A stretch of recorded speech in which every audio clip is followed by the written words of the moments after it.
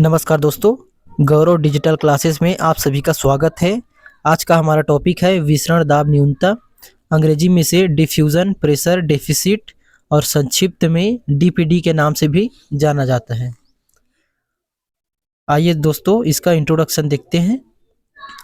विसरण दाब न्यूनता डिफ्यूजन प्रेशर डेफिसिट किसी विलयन और उसके शुद्ध विलायक के विसरण दाब की मात्राओं का अंतर होता है जिस समय दोनों सम वायुमंडलीय दाब एटमॉस्फेरिक प्रेशर और तापमान पर हो।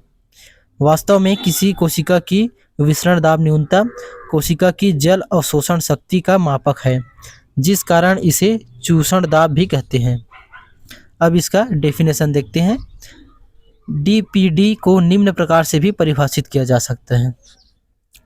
एक निश्चित ताप एवं दाब पर किसी विलयन एवं उसके शुद्ध विलायक के विसरण दाब में अंतर को ही विसरण दाब में न्यूनता या डीपीडी कहते हैं। सांद्रता के बढ़ने से डीपीडी का मान भी बढ़ जाता है। इसी प्रकार सांद्रता कम होने पर उस विलयन के डीपीडी का मान भी कम हो जाता है। अतः किसी विलयन का डीपीडी उस विलयन की सांद्रता के समानुपाती होता है। अब देखते हैं दोस्तों डीपीडी, ओपी एवं टीपी से संबंध। Relationship between DPD, OP and TP. यहाँ पर जो है डीपीडी यानी डिफ्यूजन प्रेशर डेफिसिट, ओपी मतलब ऑस्मेटिक प्रेशर एवं टीपी का मतलब जो है टर्गर प्रेशर है। पौधों की कोशिकाओं में उपस्थित रस कार्बनिक एवं अकार्बनिक पदार्थों के जल के साथ बना विलयन होता है, अतः यहाँ पर जल ही शुद्ध विलायक है। यदि इन कोशिकाओं को शुद्ध जल में रखा जाता है तो डीपीडी का मान अधिक होने के कारण इसमें जल का अंतःपरासरण हो जाता है या होता है। अतः दूसरे शब्दों में डीपीडी जल के अवशोषण की क्षमता है, अतः इसे कभी कभी चूषण दाब भी कहते हैं। यह परासरण दाब ओपी एवं स्फीति दाब टीपी मतलब टर्गर प्रेशर से संबंधित होता है।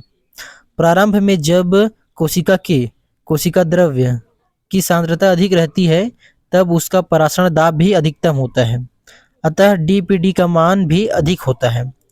अतः प्रारंभ में डीपीडी एवं ओपी का मान बराबर होता है। डिफ्यूजन प्रेशर डेफिसिट और ऑस्मेटिक प्रेशर जो है बराबर होते हैं। इस अवस्था में कोशिका का स्फीति दाब टर्गर प्रेशर निम्नतम या शून्य होता है।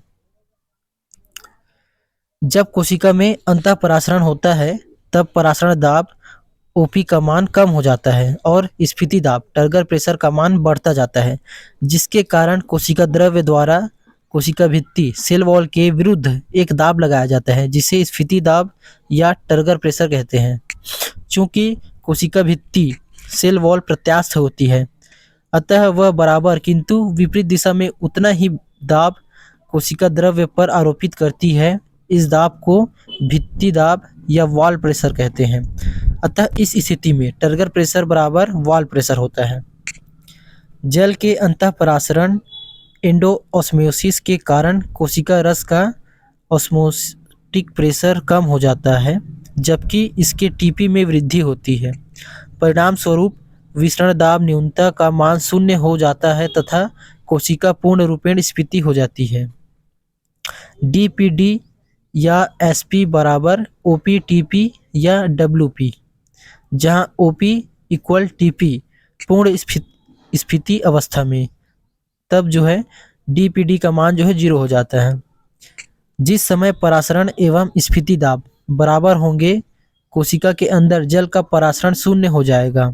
दूसरे शब्दों में कोशिका से जल निकलने पर उसके कोशिका रस के परासरण दाब में वृद्धि होती है, जबकि स्फीति दाब टर्गर प्रेशर का मान कम हो जाता है। अंततः कोशिका पूर्ण रूप से संकुचित या स्थल या फ्लैक्सिड हो जाती है। ऐसी स्थिति में स्फीति दाब टर्गर प्रेशर का मान जो है 0 हो जाता है।